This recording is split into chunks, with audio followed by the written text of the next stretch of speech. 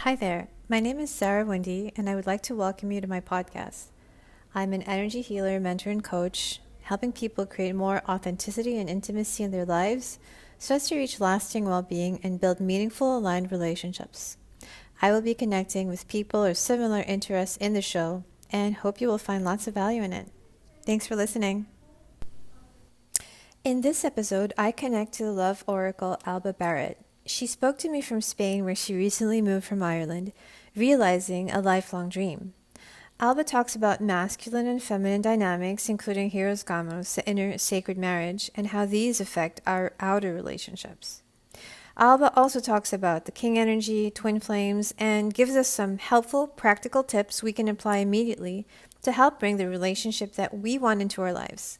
For more of her medicine, check her out on social media and on her website, www.albabarrett.com. Hello, Alba. How are you today? Hi, Zara. I'm doing great. Thank you so much for inviting me to this conversation. Yeah, I'm really excited. So you are the Love Oracle. I just love that title. And calling us from Spain. Where are you located in Spain now? So I'm currently calling you from Javia. It's a beachside city near Alicante, Yeah, southeastern Spain. sounds amazing, amazing. So, first of all, I'm curious about how you got the Love Oracle name. I love that name. Yeah, thank you. So I guess because my because my work really does combine, like, it's not straight coaching. I do incorporate coaching with mentorship, and also I do a lot of energy work as well. So um, I guess the oracle term kind of encompassed all of that wisdom into one title. And I do. People always do say to me that I have a kind of a wisdom about me. I have a more of a mature, feminine essence. You know, I don't have this like playful maiden type energy as much. But I am more of the like the oracle or the sage I type energy. love So that that. the love sage didn't sound as good, so I went with the love oracle. So when I think of Oracle, I also think of like insight into the future. Does that play into your work? Yes, yes. So and thank you for bringing that up. So for me, the future of the way things are moving in consciousness, and also like specifically, it really relates to relationships, and specifically, I suppose in my work, where I'm mainly working with women and women who are interested in meeting men. So, but that doesn't mean that this can't apply to anyone of any kind of orientation as well. But for me, the future of consciousness is less about like, it's about moving beyond our separation or our kind of traumas or woundings that have made us um, maybe like in spiritual communities. You can see that there's a huge movement towards the rising of the divine feminine, right, which is Yes, amazing. yes, But we don't want to leave the men behind, right? yes. We don't want to leave the divine masculine out of the picture. So for me, the future, if you're speaking of like where things are moving, the future is into the space of Hieros Gamos, where the divine feminine and the divine masculine are both going to merge in terms of taking their space and their throne, and there isn't one above the other. So we're definitely moving away from any patriarchal structures, but we're not going to replace that with a feminine only paradigm. There's got to be an integration of both. So for me, that incorporates my work a lot, but also the way things are moving. Like lots of people in the space are speaking about this currently. And I Yes. think you do as well, contribute to that I conversation. do. I find it fascinating and just very powerful and timely, as you mentioned. Everyone's going, we're all collectively going through this shift, and for those of us who can navigate it with guidance and community to support, it's all the more powerful and potent. So yeah, we're lucky to have people like you around to guide us. So I actually just about finished reading one of your resources on your website about how to attract your soulmate, and I found it really, really interesting, full of valuable information. Can you tell the audience a little bit about that that product that you're offering? Yeah. Yeah. So I do have that as a resource on my site, and it's a free download. So anyone can go to my site, which we can leave details in the show Yep. notes. But yeah, so I guess what I was trying to maybe help women with that resource was it was kind of when I first decided that I was going to fully dive into like the love or the relationship space. I realized the extent to which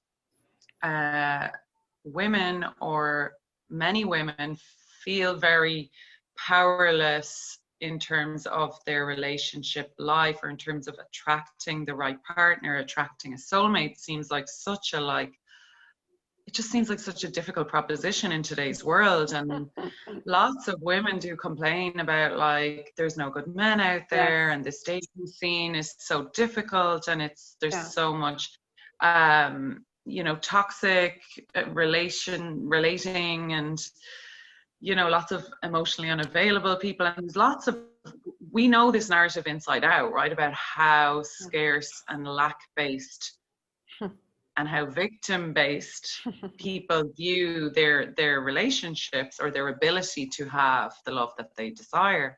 And I wanted to just kind of distill it into sort of five shifts or 5 steps you can move through in order to, like, take your power back in that space, because we don't realize how much power and influence we actually have over, well, every area of our lives, but like specifically relationships. And oftentimes one piece that I go into very strongly in that book in the beginning is how much of our shadow comes into play.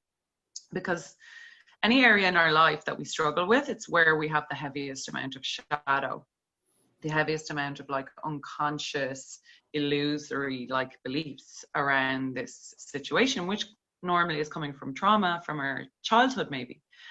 But this is why, and I like to kind of give the analogy of, like, if you have areas in your life where things go really easily, like maybe you're always really easily successful in business, Right.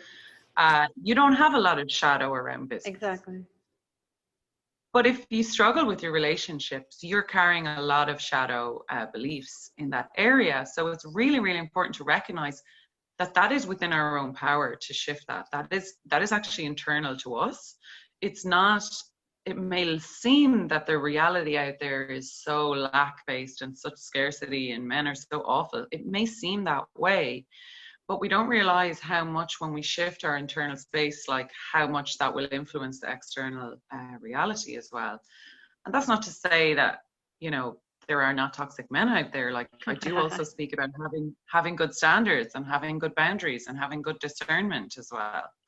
So yeah, I felt like I wanted to give people a practical set of tools that they could move through, even just as a free resource. So yeah, I mean, if there's anything that jumped out at you that you'd like to ask about, I'd be happy to go into that. Actually, I'd love to know a little bit about your personal journey and how you were able to come to these conclusions and to this work in particular. I think you were more on a life coach or business coach before going into relationships, if I'm not mistaken.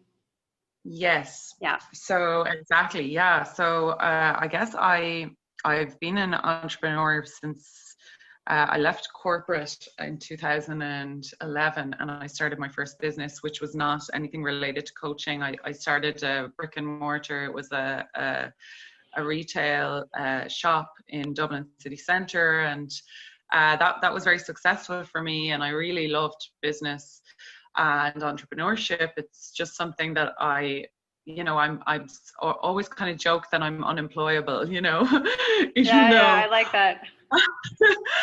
even though that sounds like a negative thing, I actually feel for a lot of us, we need to own the fact that, I'm not a good employee. I'm Yep. better off being Oh, I hear being you. in my own sovereignty and my own autonomy in I can business. But relate.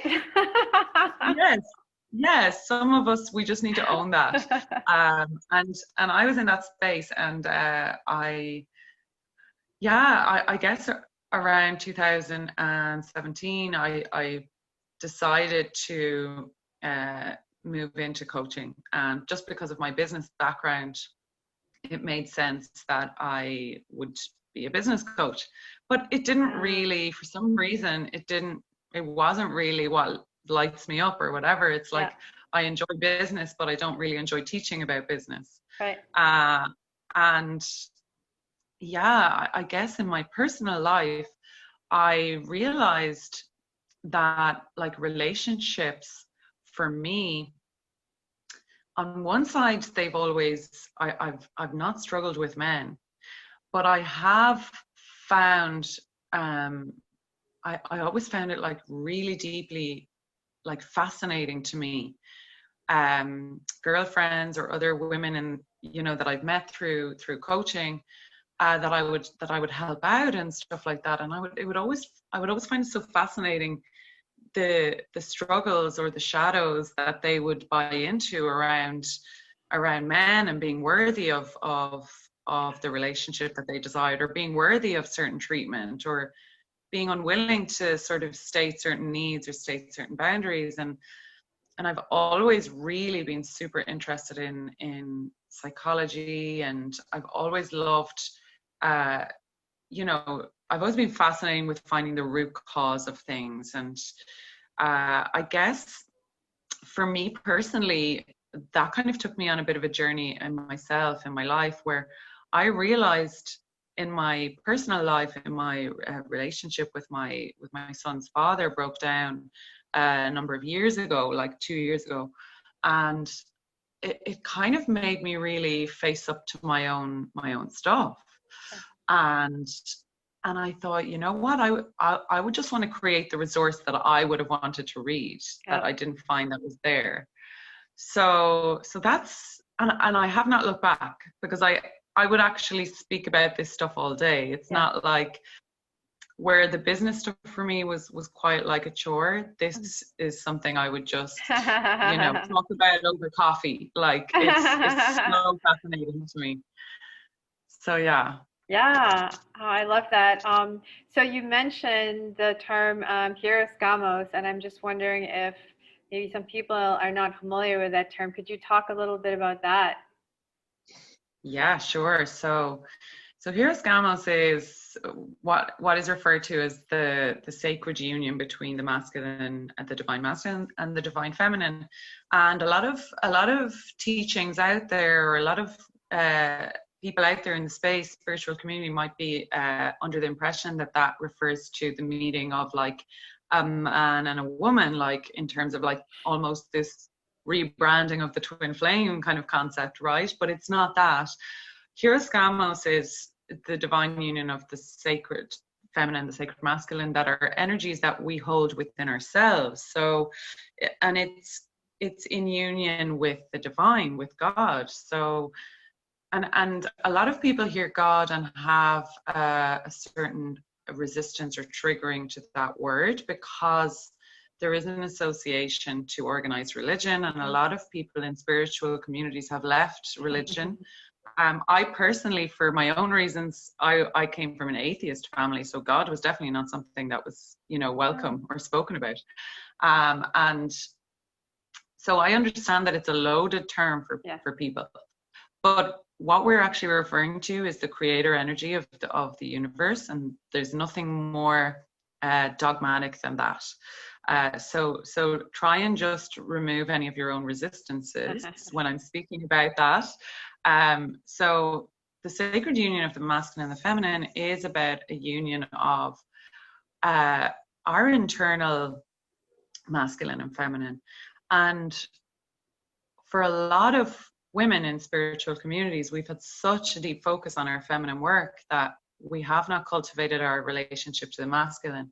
the divine masculine. So Hieros Gamos for women usually involves cultivating a relationship to God, to the masculine, divine masculine energy of the universe. So the way that I like to see it is like that the feminine in us is the part of us that has desires, has things that she wants to create, right? And the masculine is like the provider energy of the universe. It's like, this is the energy that wants to provide, protect, and, you know, serve in that sense. So when we raise up our inner masculine and we start to cultivate a devotional relationship, amazing things start to happen in our lives, and we actually come into contact with our own power in a big way as well. Our power to create. And so that for me is what Hieros Gamos looks like internally. Yeah. Externally, then, when you've done that internally, you begin to attract a completely new caliber of man into your life, whether it's relationship wise, but I've seen this shift in all men in my life. Yep. Like, I see the king energy in my father now. I see it in my brother. Beautiful. I see it in my son, you know, this little prince. And like, love it. That's, and even in strangers. Yeah. And business the partners, beautiful, maybe. Absolutely. Yeah. And even that's a huge part of this process, that when you make this shift internally, you begin to see the divinity of the masculine everywhere. And that is a huge healing experience. And I see it in my clients all the time. I don't really push the process. It's just as they move through it, they come to their own conclusions. And I was posting around it the other day. It's like around halfway through the program, they always come to me and go, oh my God, like, I just see the ways in which I was so dismissive of the masculine, of masculine yes. energy. I was just like, I had just misunderstood completely. Yeah. And now I can see this beautiful, benevolent energy in the men in my life. So yeah, that for me is the kind of internal experience of Hieros Gamos, and the external kind of result of that. Wow, beautiful. So can you tell us a little bit more about that specific container that you talked about? Like you said, halfway through, your clients have this shift. So can you talk a bit about your process and the results they can expect? Yeah. So with the process, as I say, we move through, we do always start off with the shadow work. I always feel like that's really important, because oftentimes we don't realize to which extent we're creating from a wounded space. So attraction is an unconscious process that's really important for people to recognize. We think we're just attracted to people as we're just chemistry or whatever. And that may be true, but what creates that certain kind of draw or polarity is our internal shadow belief system. So it's our unconscious mind that creates that attraction. And that's why sometimes you might think, oh, I should be attracted to this person. They're good looking, they're successful, they have everything, but I'm not. So what's going on here? So I always move through that, because when we become conscious of what it is that we're like, from what space we're creating, is it from a wounded space? Maybe it is, and we need to move through that so that we can create higher relationship timelines. So that's a really important kind of foundational thing to deal with. But from the beginning, I give my clients a practice or a ritual to do, where it's daily, and it's and I don't know if you've experienced the inner masculine alchemy. Yes. But that's a process from my mentor that I give to my clients from the beginning, and it's a daily practice. And this is an alchemical, energetic practice that when you do it daily, it starts to heal and integrate your masculine, your structural aspect of your consciousness starts to raise up. And it's really about the feminine handing over all of the pain that she's carrying, all of the responsibility, everything that she's been burdened with, she's handing it over to her masculine.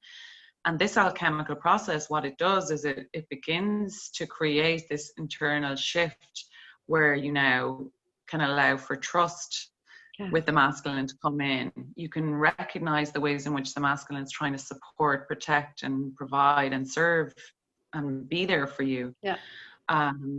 You know, you can recognize that it's not you as a woman trying to handle everything and versus the world, because a lot of women, myself included, we've been raised to be so self-sufficient and so independent, and that can be a painful space to occupy when you feel like you're alone in the world and you have so much to carry. So like, it's a big healing, alchemical, energetic process, and that's why, as much as I coach my clients, I don't necessarily need to tell them this is how it's going to go. It just happens. It's magical. So yeah, for me, that is usually the point at which halfway through the process they come to me with these big, this deep humbling experience where they're like, wow, a breakthrough, and you're like, I was so sure that like men were wrong. I was so sure. It's a shock. Now it's a shocker. It's a shock. It's like all your life you've been carrying this, and then it's like, oops. It's wow, it's shocking. It's crazy. It's actually quite life shattering. Like a lot's been built on this false beliefs, right? So it's a complete identity crisis almost sometimes. I agree. It just makes you really reaffirm everything, like just reconsider everything and redefine everything, and yeah. Wow, powerful process, absolutely. Alba, can you talk a little bit, you mentioned very briefly about twin flames, and I know you talk also about soulmates, so there's a lot of talk again in the spiritual community about twin flames and versus soulmate versus Hieros Gamos. So how is your take? What is your take on these different terms and how it works, like the dynamics and so on? Yeah, I do have a little bit to offer about the twin flames situation. So I did not go deep into a twin flame experience myself, but I did have a little bit of a light experience with it, and something about me, maybe it's my like wisdom or whatever, pulled me back and said, no, do not go there. Red flag. Red flag. So what? Yeah, and listen, this is not, and this can be triggering for people, because if you're in a twin flame dynamic, it really, like, this experience, and I've had very close friends that I've coached through and helped with that experience, and I've seen the devastation and like this just energetic like breakdown that happens. Yep. Oh, and and I mildly experienced it, but something in me said, your God will not give you something so incomplete. Like, that's not a real thing.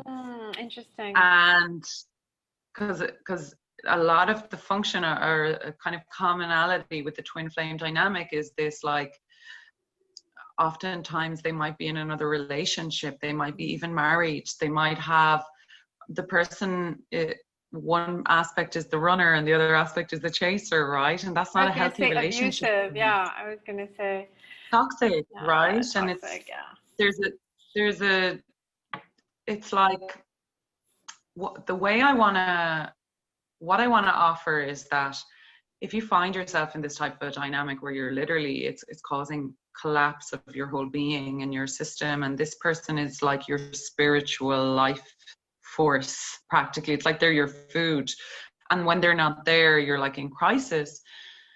Something has gone wrong in that particular template, because what happens is, for a lot of people that experience the twin flame dynamic, is that what we're actually seeking is a relationship to God, to the divine. That's what we're craving union with our own inner masculine.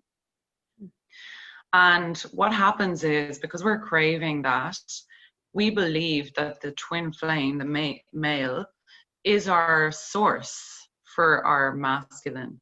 He's our food. Oh, the He's external. giving us, Okay, yeah. exactly. So he's filling that void. And what happens for a lot of women in the twin flame is that when you meet the man that activates you to drop into your feminine, that's such a pleasurable place to be, that we feel like it's him that gives me that. So it becomes addictive, no? It becomes addictive because he's created a spiritual awakening in you, or an activation in you that may not have even been intentional, but it just did.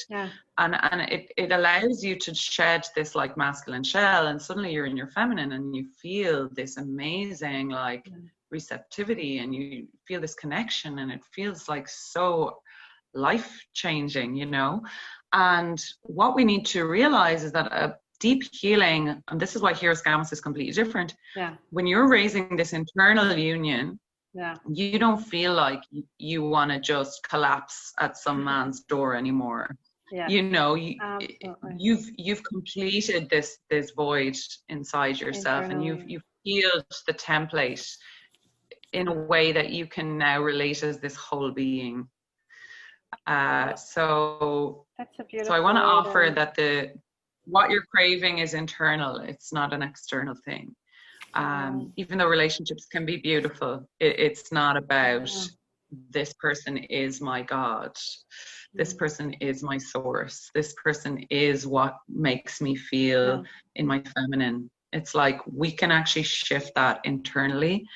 And a lot of women heal from the twin flame dynamic when they move through this inner masculine work. Wow, that's actually, I've never heard that explanation of twin flame, and it just makes so much sense. Thank you so much for sharing that.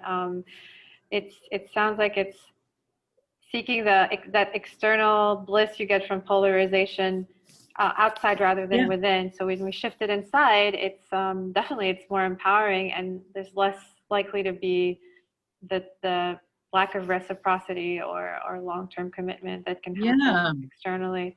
And there's the sovereignty piece as well, because it's like, it's our energy, and it's like, just as this, so you may receive the activation from the twin flame, say the masculine side of the pole shifts you into this feminine space that you've been longing for, right? Your spirit has been longing to be in that space more. So when you experience it, you don't want to go back. And that's a fair, you know, shift to want to make.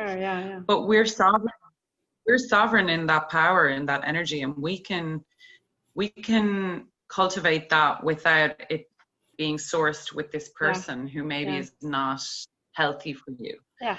Exactly. So that's the shift, just to take back your power. I love that. Again, I'm like you. I was never drawn to exploring that aspect for myself, but it's just like in the community, there's so much talk of it, and personally in my own community, and I would say it often borders into obsession, which is it's just not healthy. It doesn't look like anything I would wish for anyone, actually. So that's interesting. And then so can you talk about soulmate as opposed to twin flame? What defines a soulmate?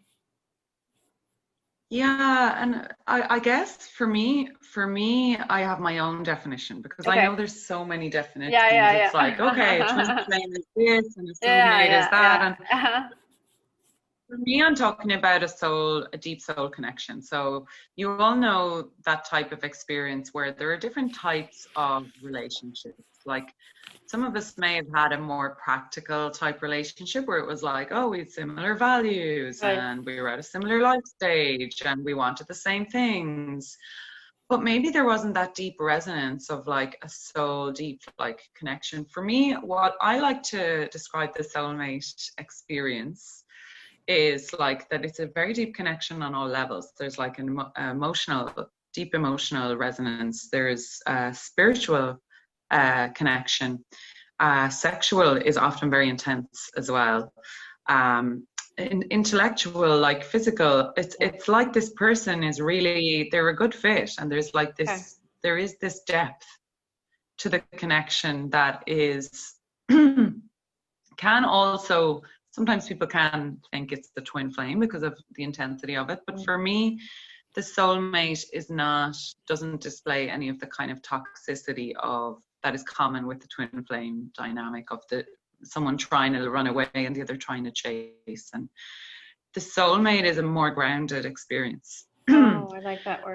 So that's the way I like to describe it. For me, it's a meeting just on all levels. Hearing you talk about it is grounding. Yeah. Beautiful. Wow.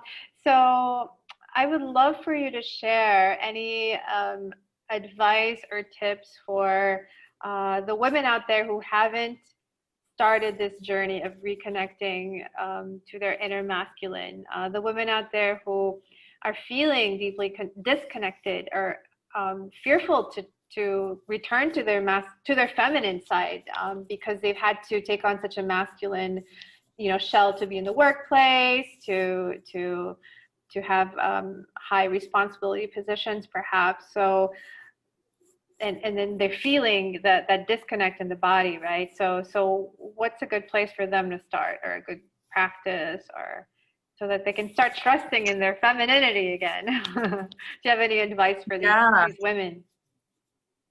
Yeah, and I do, absolutely. So what I would offer to women who find themselves in that space where it's like you've had to take on this like hyper, shall we say, this masculinized shell, which is where like, for me, it's like where you've had to really shift into this like super like tough kind of exterior, right? Yeah.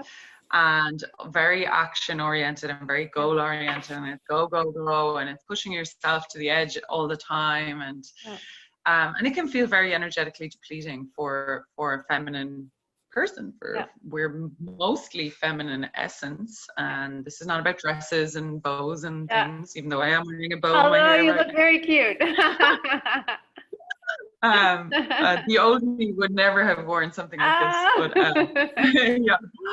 but that's not what this is about. It's actually about like, the feminine is about, for me it's about reconnecting back, dropping back down into your body.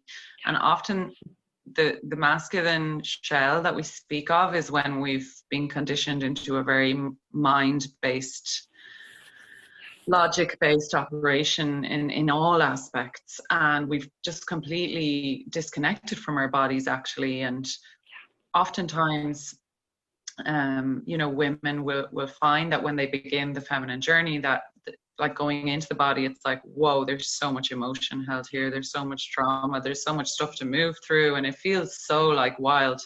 But it is important to move through that stuff. But what I would say is it's really important, I think, for women, a couple of things you can do. So first I would say that I would want you to really sort of dig into your own, and I will have a new resource available on my site soon, which will be there all the time, so they can access it at any time, a free resource. But I would invite you to really dig into your own belief systems about what you think masculine is and what you think feminine is, and I would like you to journal about that, just to get clarity about where you stand on things without judgment or anything. Because sometimes simply the awareness can be really huge for you to shift and go, wow, I didn't think I thought that, like, for example, I didn't hate men, but I thought men were like unnecessary. Just, fine.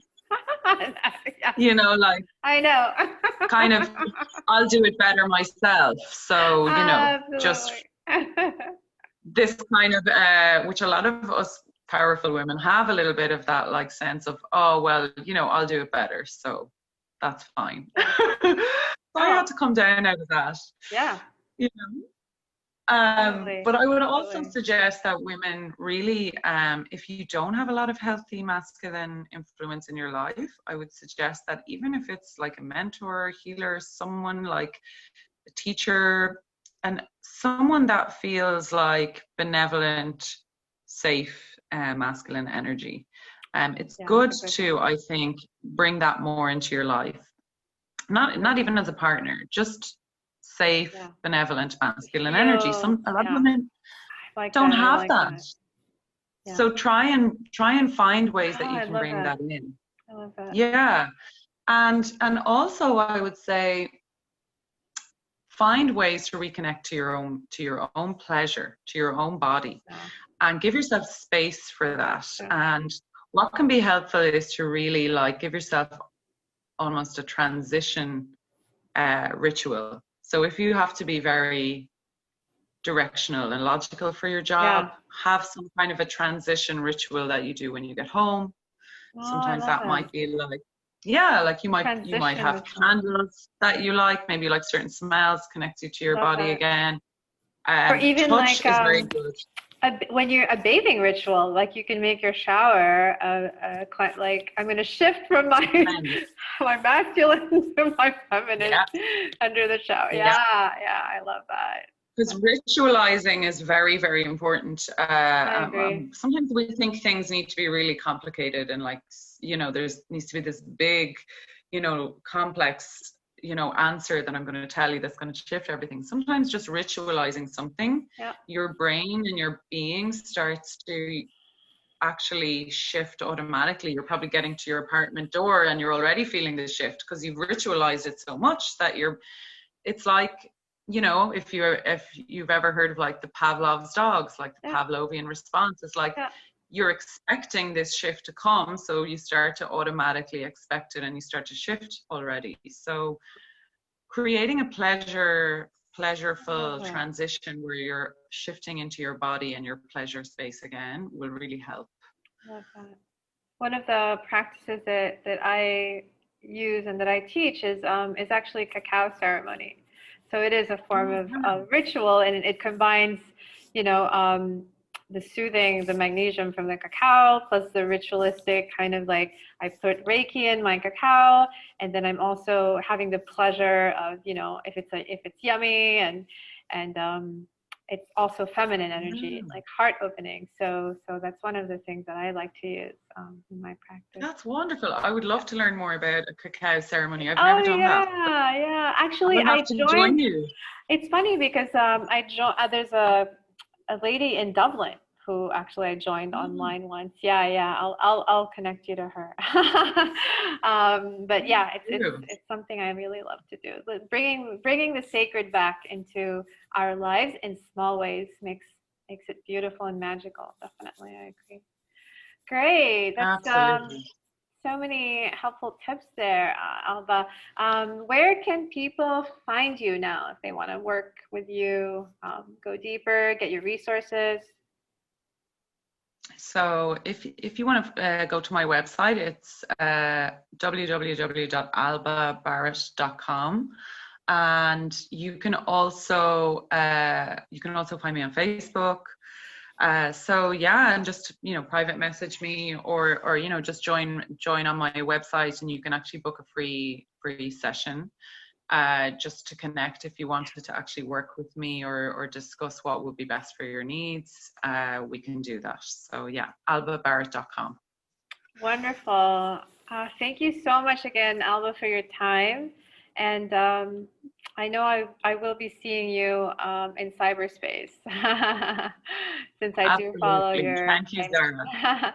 Take care. Bye-bye. Thank you. Bye.